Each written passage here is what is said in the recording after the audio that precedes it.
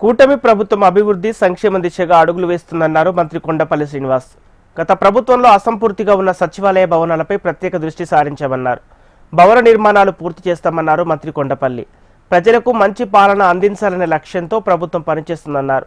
విజయనగరం జిల్లాలోని బొండపల్లి, అంబటివలస గ్రామాల్లో నూతన సచివాలయ భవనాలను మంత్రి కొండపల్లి శ్రీనివాస్ ప్రారంభోత్సవం చేశారు.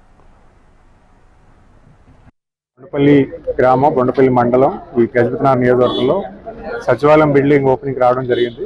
ప్రజల తాలూకు గ్రీవెన్సెస్ కూడా తీసుకోవడం జరిగింది. సచివాలయం బిల్డింగ్ గత 5 సంవత్సరాలుగా సగం చేసి వర్క్ ఆపేసి వదిలేసిన బిల్డింగ్ ఇది.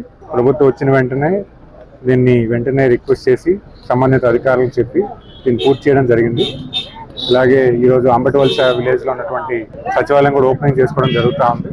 ఈరోజు ప్రభుత్వం అభివృద్ధి, సంక్షేమం రెండు కూడా కలవర్చుకొని ముందుకు వెళ్తున్న తరుణంలో ఒక ఖచ్చితమైనటువంటి నాయకత్వం ఈ రాష్ట్రానికి, ఈ ప్రజానాయకునికి ఇవ్వాలని ఒక మంచి సదుద్దేశంతో గౌరవ ముఖ్యమంత్రి గారు పనిచేస్తున్నారు.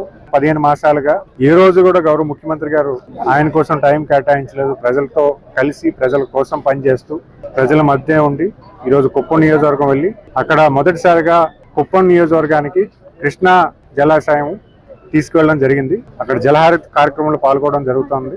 ప్రభుత్వం చేస్తున్నటువంటి ప్రతి కార్యక్రమంలో కూడా ఒక అంకిత భావంతో ప్రజలకి ఒక మంచి పరిపాలన ఇవ్వాలని ఒక చొరవతో పనిచేస్తుందని మీ అందరికీ కూడా విజ్ఞప్తి చేసుకుంటున్నాను.